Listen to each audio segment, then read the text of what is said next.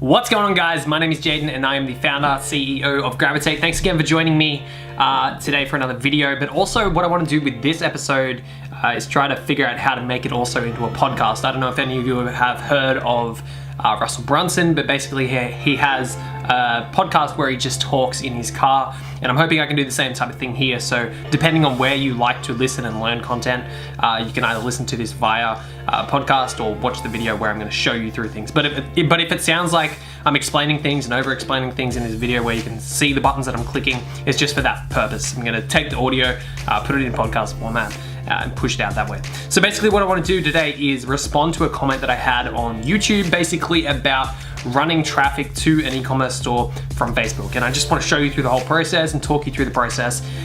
So if you've seen any of my previous videos on this, there is going to be some new bits and pieces as I continue to test things. I've noticed different things, and I noticed how to get leads cheaper, and I know how to get sales cheaper. So if you've seen any of my previous videos, there's definitely going to be some value for you here. But what we're going to do is just take a look at the whole process, and we're just going to look at some points that are going to help you drive more traffic back to your store and hopefully more people purchasing. And if you can figure out that section, then the next section that you have to get down is the back-end marketing system, so you can bring your customers back to your store and purchasing more things that way. But this is the first step. This is how you start up the store. Make sure your ideas actually have worth out in the real world. Otherwise, you're just playing around with some ideas. So let's just jump right into it right here on my screen. And again, if you're listening to the audio version, basically what I'm doing is going into the ads manager here. If you do want to check out the video version, you can go to youtube.com, just search for my name, Jaden Petherick. But I'll also leave a link down. Hopefully there's a description area somewhere.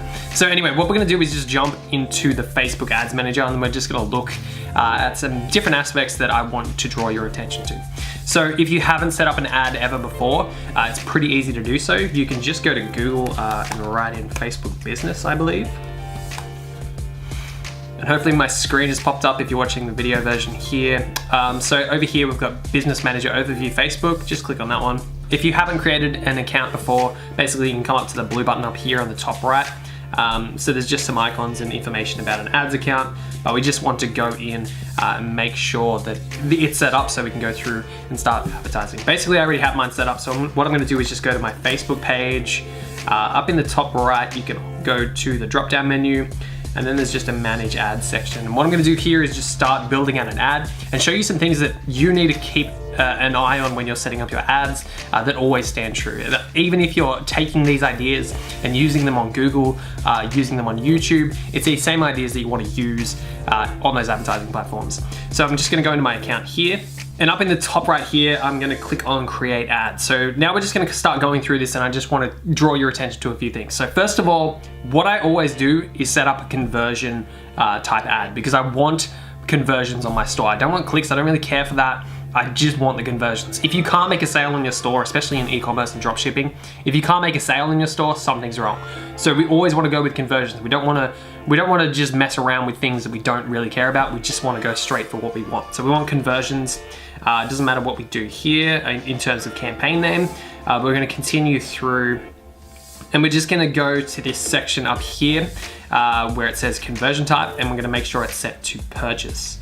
Not anything else. And again, guys, this is because we want purchases on our store. We don't want leads. We're not looking for anything else. And basically, we send back a little bit of code that tells Facebook when we've achieved a purchase and how much the purchase is worth if we send that back as well. Via Shopify, it's pretty easy to do this. I have videos in the past, but I'll cover it in the future again. But basically, just set that one to purchase. Now, a few things that I want to draw your attention to here, and this is what I was mentioning in the beginning, there's a few aspects within the ad manager tool that you should always tweak. So the first one is dependent on whether you're selling your items via dropshipping or selling them locally and you're developing the product yourself and then sending it out. But basically, generally when we're starting with dropshipping, what I usually do is start with the United States, just because it's a broad market. We can test it there. We know the shipping times from AliExpress if you're dropshipping. We know the shipping times are decent.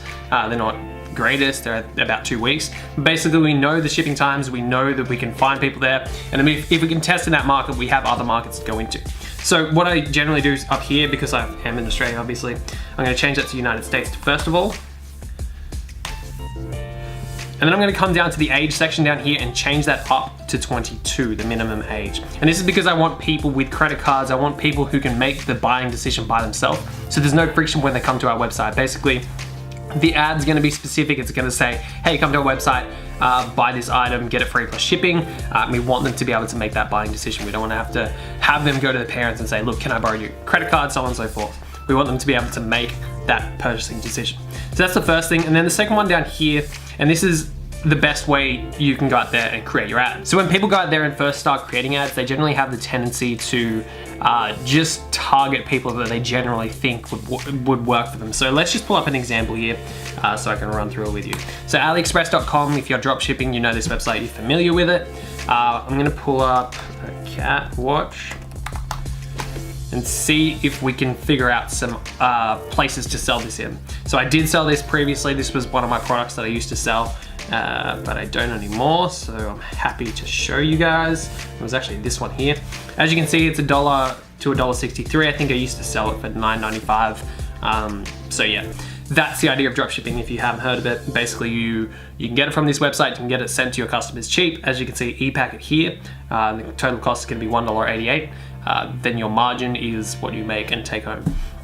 So basically what I do is I would have this product here, and what I try to do is figure out who my buyers might be, and what I'll do is just separate it out into different ad sets.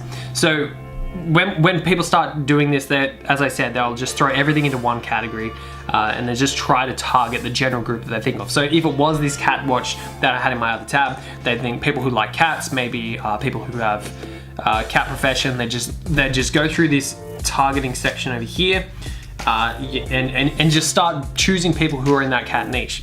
But what I suggest you do, and what you should do, you definitely should do, because otherwise you're throwing your money into the wind. What you should do is chunk your niche down into different groups so you can see where your conversions are coming from. So maybe what I generally suggest is you start doing brands. So brands that maybe look like the product that you're selling.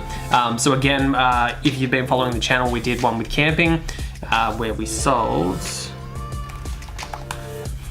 So camping, we sold this product here. It's just a light bulb. I don't know if you can see it in the background there, but there's a bit of green there. That is the product. I bought it and had it sent to me. So if you want to see that video of how it actually looks, it's somewhere on my channel. It's only a few videos back. But anyway, we had this product here, and basically what I had to do was chunk it down into groups. So what you should do is group it by brands, as I said, maybe magazines, and these are camping magazines in this example, or people who like cats in the other one.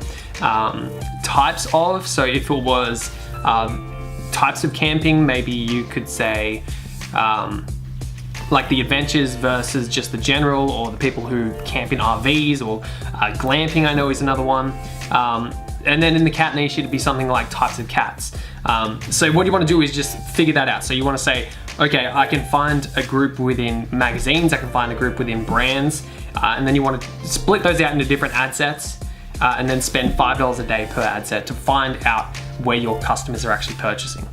You want to see where you can get the best conversion rates, how many conversions you can get, and always look for that purchase, because if you can't sell anything, again, something's wrong with your product, something's wrong with your niche, something's wrong somewhere along the line, and you need to figure that out. So this process of breaking things down into different groups helps so much. So, okay, with that done, another thing here, just for the visual people who are watching this, there's a little tick box down here that says expand interests when it may increase conversions at a lower cost per conversion.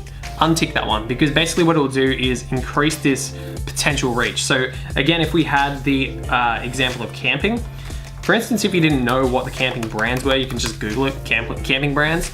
Then you'll see all these brands pop up. So maybe it might be Kathmandu. Let's just write that one here. Kathmandu. And up here you can see that the potential reach has dropped to 620,000 people.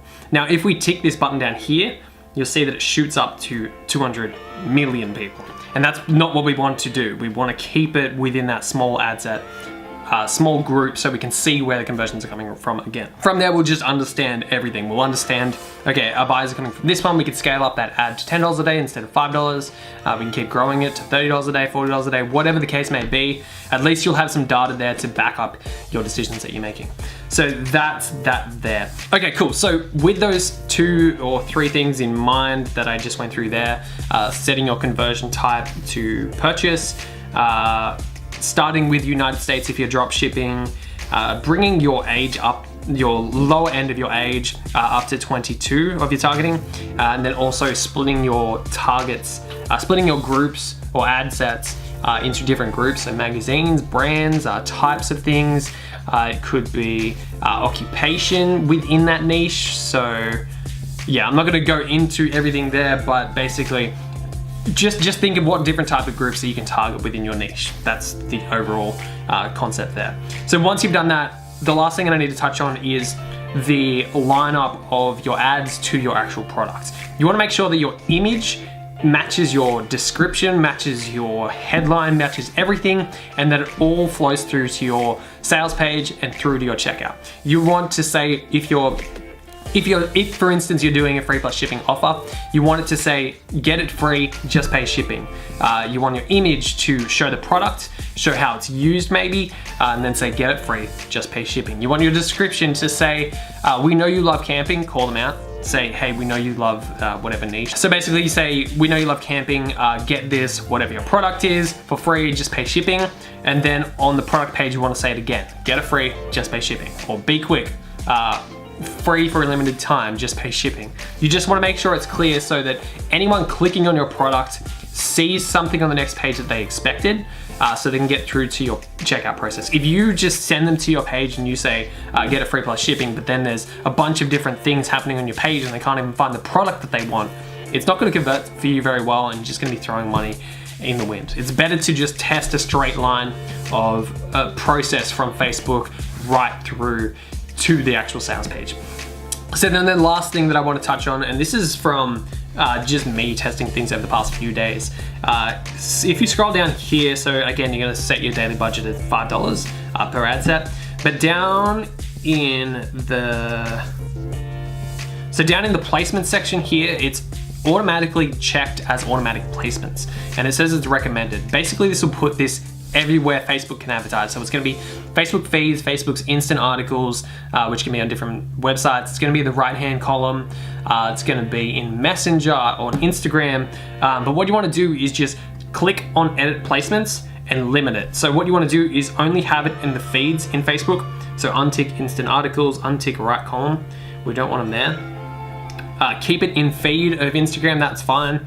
So long as your website is optimized for the mobile.